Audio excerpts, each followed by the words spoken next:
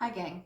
So in this video, I'm going to be doing a lust list. I've decided to go on a no buy for the rest of 2020. I have enough stuff and I really shouldn't be getting more makeup. So even though I'm going on a no buy, I am naturally interested in the new makeup releases that come out, and I have already seen some stuff that have intrigued me. So I'm going to be talking about some of the items. This is kind of like Angelica Nyqvist's new makeup releases going on the wish list or not. I will link her channel down below if you're interested to check her out. I don't really know where some of these ideas have come from, but I will try my best to tell you where I've heard of it from. And yeah, so I won't be going through every single thing that is new, I guess. I will probably just talk about the more intriguing stuff. Okay, so let's get started. Oops. I have my laptop in front of me, so I'm looking at the screen here. So it seems that as I was about to do this video, uh, Natasha Denona has come up with a bronze palette. I do own some Natasha Denona eyeshadow palettes. I am not a collector. I cannot afford to be a collector of all her palettes because they are very expensive. So this is the bronze palette, and from what I can tell, it's pretty. But a lot of these shades I definitely have in my collection, and it's not a must-have palette. It doesn't excite me very much. It's very pretty, I will say that, but I like a little bit of color, and this is very brown and gold and brown. So yeah, I mean, that red shade is interesting, but that red shade and the dark, I think it looks like a purple. Is it like a purple brown kind of dual chrome, dual shift kind of thing? That those two shades are the most interesting to me. But other than that, like, yeah, I could do without it. So not going to spend my time thinking about it too much. So next one we have is the ColourPop Sailor Moon collection thing. And yeah, I've never really been a big fan of like franchise inspired makeup unless it's really, really well done. Yeah, I always just assume that franchise makeup is not going to be very good because a good portion of the investment has to go into buying the rights to the franchise. But then again, I don't know. It's not like I've tried a ton of them to actually know whether they're worth the money. I'm not a fan of Sailor Moon. I don't even remember watching much of Sailor Moon as a child, so it looks interesting. But again, I have all of these shades. Nothing seems to really stick out to me. It's difficult to get your hands on them in Germany.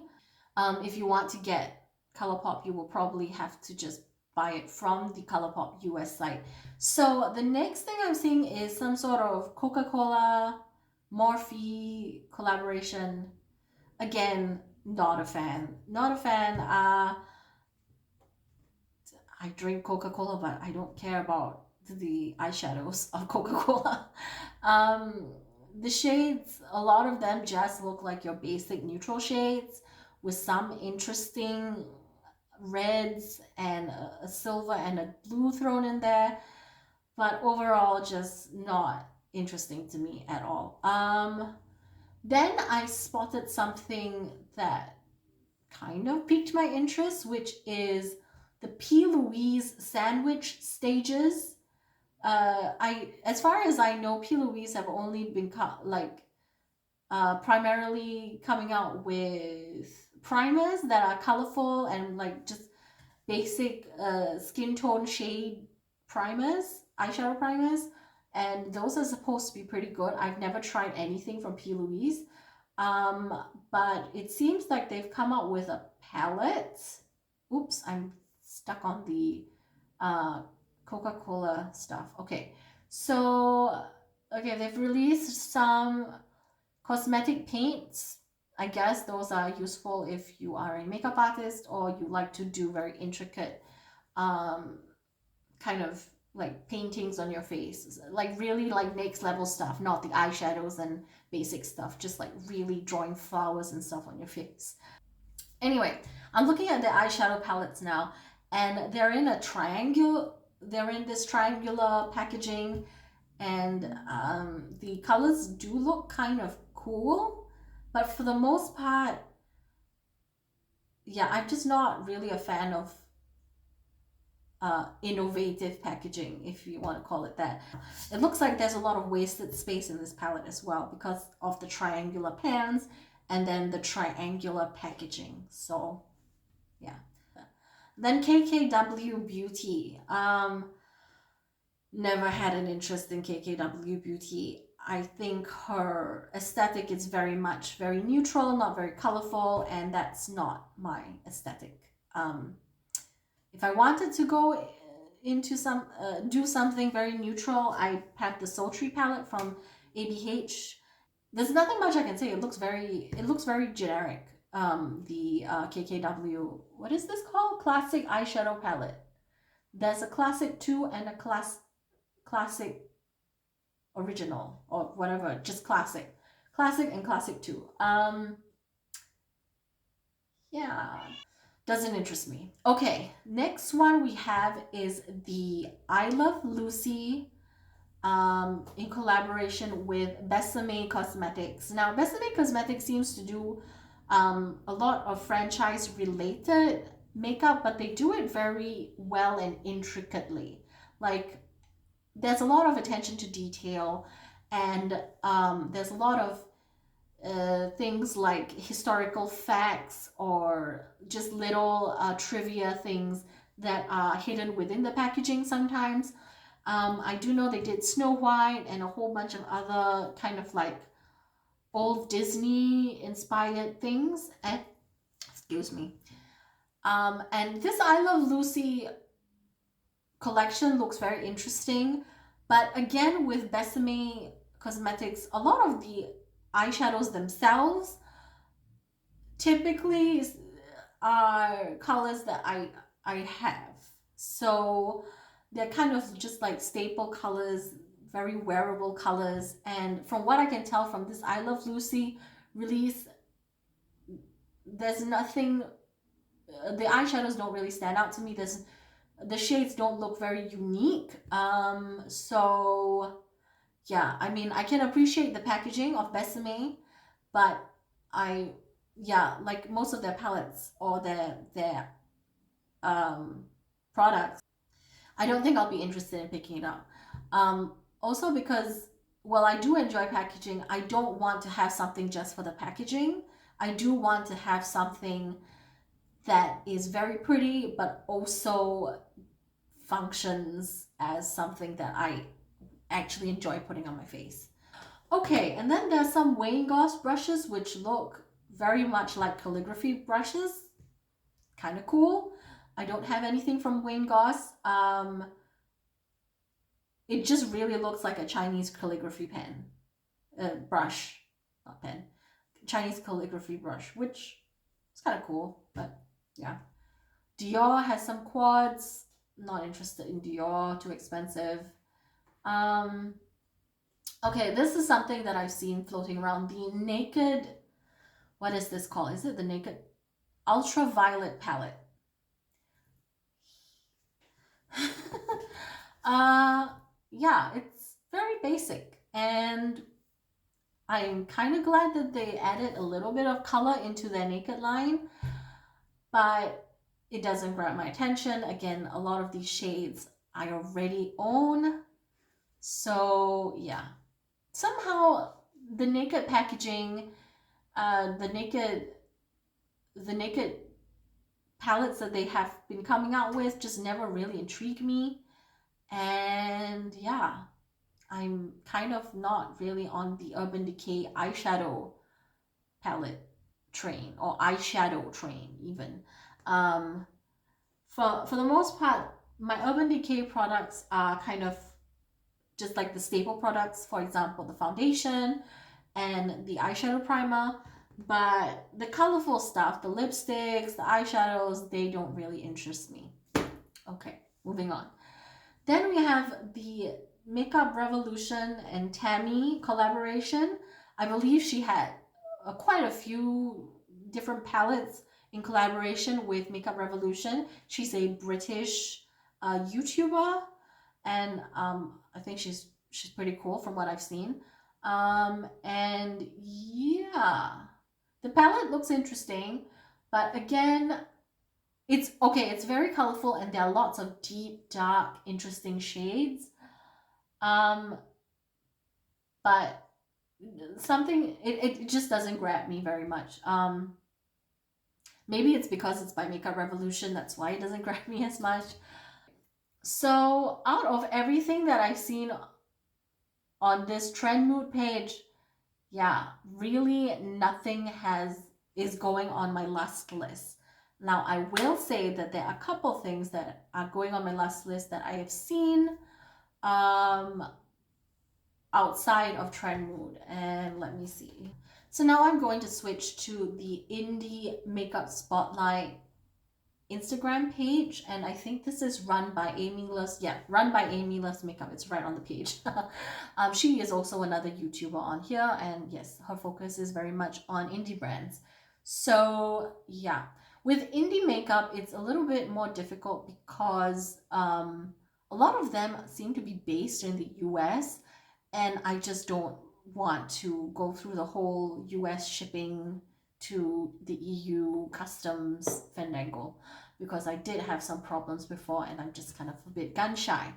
But if something really pops out to me, I will talk about it. So the first thing that's catching my eye is the newest post that she has, which is the new Desert Dessert palette from Beauty Paint.